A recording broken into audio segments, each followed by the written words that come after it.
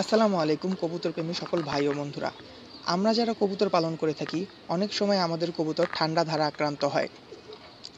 বিশেষ করে এখন যেই ওয়েদারটি চলছে, ওয়েদার চেঞ্জের সময়, দিনের বেলা গরম, রাতের দিকে ঠান্ডা বাতাস, এই ধরনের ওয়েদারগুলোতে কবুতর বেশি ঠান্ডা দ্বারা আক্রান্ত হয়। আজকে আমরা জানবো কীভাবে মাত্র 2 টাকায় আপনি আপনার কবুতরের ঠান্ডা রোগের সমস্যাটার সমাধান করবেন।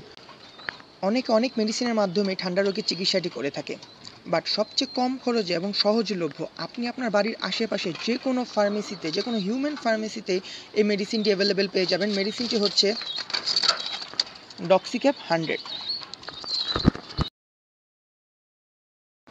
ডক্সিক্যাপ 100 কোনো কবুতরের 2টি, আবার কোনো কবুতরের একটি মেডিসিনের দ্বারাই ঠান্ডা সমস্যা সম্পূর্ণ সমাধান হয়ে যাবে। আমি আপনাদেরকে মেডিসিনটি খাইয়ে দেখিয়ে দিব কীভাবে আপনারা আপনাদের কবুতরকে মেডিসিনটি খাওয়াবেন।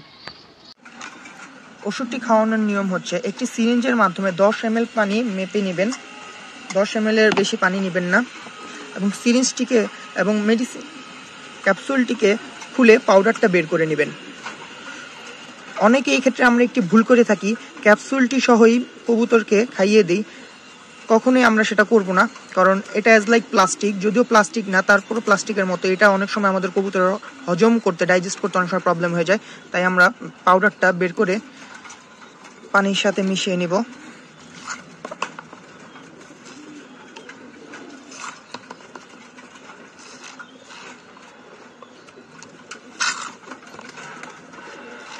পানির সাথে আমরা ভালোভাবে এটাকে মিশিয়ে নিব।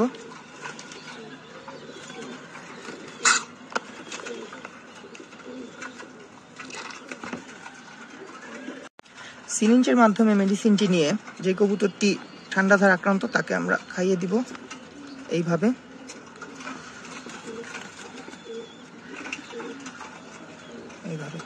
একটা কবুতরকে কখনোই আমরা দিনে একটার বেশি মেডিসিন দিব না। একটা কবুতরকে দিনে একটা মেডিসিনই দিব। এইভাবেই আপনারা মাত্র 2 টাকায় আপনাদের কবুতরটি ঠান্ডার রোগের সমাধান করবেন। কবুতরের বিষয়ে এরকম হেল্পফুল ভিডিও পেতে চ্যানেলটি সাবস্ক্রাইব করে আমাদের চ্যানেলের সাথেই থাকবেন।